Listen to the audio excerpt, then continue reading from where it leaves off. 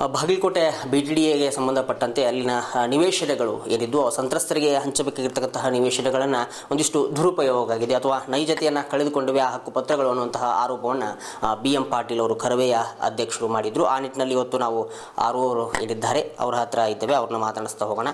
So ಪುನರ್ವಸತಿಯ ಅಧಿಕಾರಿಗಳು ಏನು ಹೇಳ್ತಾರೆ ಈ ಬಗ್ಗೆ ಅನ್ನೋದು ಸರ್, ಈಗ BM ಪಾಟೀಲ್ ಅವರು ಒಂದು ಆರೋಪವನ್ನು ಮಾಡಿದ್ರು. BTDA ಹಕ್ಕುಪತ್ರಗಳೇನಿದೆ ಅವುಗಳು ಬೇರೆ ಬೇರೆ ಅಂದರೆ ಸಂತ್ರಸ್ತ ಅಲ್ಲದೆ ಇರುವಂತಹ ವ್ಯಕ್ತಿಗಳಿಗೆ ಹಂಚಿಕೆ ಮಾಡಿದ್ದಾರೆ ಈ ಹಿಂದಿನ ಅಧಿಕಾರಿಗಳು ಅನ್ನುವಂಥದ್ದು. ಸರ್, ಅದಕ್ಕೆ ತಾವು ಹೊಸದಾಗಿ ಬಂದಿರುವಂಥದ್ದು ಸರ್, ಏನು ಹೇಳ್ತೀರಿ? ಸೊ ಅವು ಇಲ್ಲಿಗೆ ನಿಲ್ಲುತ್ತಾ ಅಥವಾ ಹೀಗೆ ಮುಂದುವರಿಯುತ್ತಾ ಅನ್ನುವಂಥದ್ದು? ಎಲ್ರಿಗೂ ನಮಸ್ಕಾರ, ಧನ್ಯವಾದಗಳು. ತಾವು ಇಲ್ಲೂ ಈ BTDA ಕಚೇರಿಗೆ ಅದೆಲ್ಲ ಬಂದಿದ್ದೀರಿ. ಹಾಗೂ ರಾಜ್ಯ ವಕ್ತಾರರು, ಕರವೇ ವಕ್ತಾರರು BM ಪಾಟೀಲ್ ಅವರು ಕೂಡ ನನಗೆ ಮೆಸೇಜ್ ಕೂಡ ಮಾಡಿದ್ರು. ಇವತ್ತು ಅವರು ಬಂದಿದ್ದಾರೆ ನಮ್ಮ ಕಚೇರಿಗೆ. ಅವರು ಒಂದೆರಡು ಮೂರು ಆರೋಪಗಳನ್ನೆಲ್ಲ ಮಾಡಿದ್ದಾರೆ. ಹಿಂದಿನ ಒಂದು ಕಾಲಾವಧಿಯಲ್ಲಿ ಸಂತ್ರಸ್ತರಿಗೆ ಏನು ಅವಕಾಶಗಳಾಗಬೇಕಾಗಿತ್ತು ಅದು ಆಗಿಲ್ಲ, ಸ್ವಲ್ಪ ಜನ ಮೋಸ ಆಗಿದೆ ಅಂತೆಲ್ಲ ಹೇಳಿದ್ದಾರೆ. ಅದರ ನೈಜತೆ ಕೂಡ ನಾನು ನೋಡಬೇಕಾಗಿದೆ. ಬಟ್ ನಾನಿರುವ ಏನು ಸಮಯದಲ್ಲಿ ಇಂಥ ಯಾವುದೂ ಸನ್ನಿವೇಶಗಳು ಉದ್ಭವಿಸಲ್ಲ ಅಂತೇಳಿ ನಾನು ಎಲ್ರಿಗೂ ಭರವಸೆ ಕೊಡ್ತೇನೆ.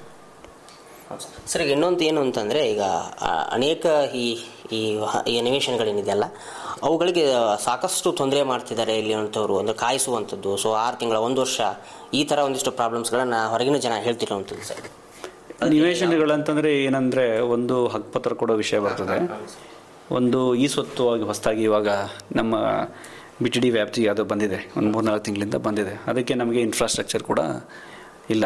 ಸೊ ಇನ್ನೊಂದು ಏನಾಗಿದೆ, ಹಕ್ಕುಪತ್ರದ್ದು ಎಲ್ಲ ಆನ್ಲೈನ್ ಆಗಬೇಕಾಗಿದೆ. ಇವಾಗ ಮೊದಲೆಲ್ಲ ಹಕ್ಕುಪತ್ರ ಕೈ ಬರದಲ್ಲಿ ಕೊಡ್ತಾ ಇದ್ವಿ, ಅದು ನೊಂದಾಗ್ತಾ ಇತ್ತು ಸಬ್ ರಿಜಿಸ್ಟ್ರಲ್ಲಿ.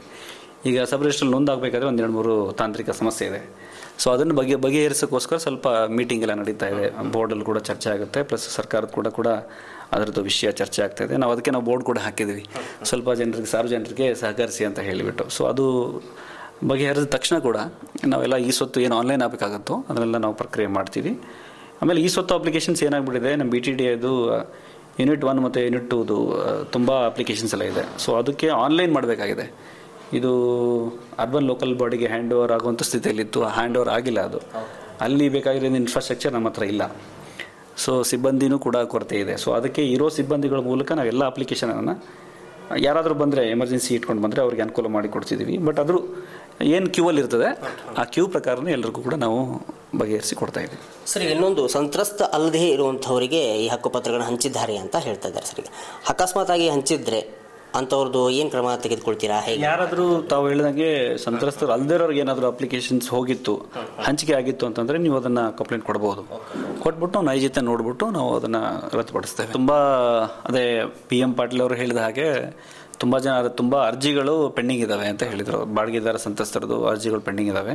ಅವನು ವಾರ್ಡ್ ವೈಸು ನಾನು ತರಿಸ್ಕೊತೀನಿ. ಇವಾಗ ತರಿಸ್ಕೊಂಡ್ಬಿಟ್ಟು ಆದಷ್ಟು ಬೇಗ ನಮ್ಮ ಪ್ರಯತ್ನ ಮಾಡಿ ಎಲ್ಲವನ್ನು ಕೂಡ ವಿಲೇವಾರಿ ಮಾಡಲಿಕ್ಕೆ ಪ್ರಯತ್ನ ಮಾಡ್ತೀವಿ. ನವೀನ್ ಪ್ರಸಾದ್ ಅಂತ ಹೇಳಿ ಹೊಸದಾಗಿ BTDAಗೆ 6/12ನೇ ತಾರೀಕಿನ ಚಾರ್ಜ್ ತೊಗೊಂಡಿದ್ದೀನಿ. ಓಕೆ ಸರ್, ನಮಸ್ತೆ. BTDAಗೆ ಸಂಬಂಧಪಟ್ಟಂತೆ ಕರವೆಯ ರಾಜ್ಯ ವಕ್ತಾರರಾಗಿರುವಂತಹ BM ಪಾಟೀಲ್ರವರು ಒಂದಿಷ್ಟು ಆರೋಪಗಳನ್ನು ಮಾಡಿದರು.